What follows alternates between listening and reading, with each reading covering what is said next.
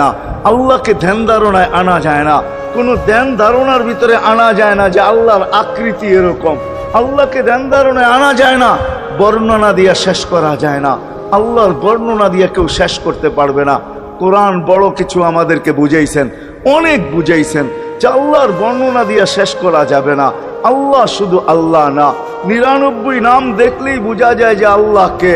আল্লাহ শুধু আল্লাহ না, আল্লাহ 99টা পদের অধিকারী। বিদায় আল্লাহ ধরা ছোঁয়ার বাহিরে। আল্লাহ মানুষ প্রশ্ন করতে পারে, আপনাকে মানবো তো মানবো কি কইরা, পাবো তো পাবো কি কইরা। তো আল্লাহ আসান করছেন যে আমার নবীর আদর্শের ভিতরে আমি লুকায়িত আছি। ফুলের ভিতরে যেরকম ঘেরান লুকায়িত থাকে, আমার নবীর আদর্শের ভিতরে আমি লুকায়িত। নবীর আদর্শ মানতে থাকবে, আমাকে পাইতে থাকবে। এই জন্যই রাসূলুল্লাহর আদর্শ দরকার, সিরাত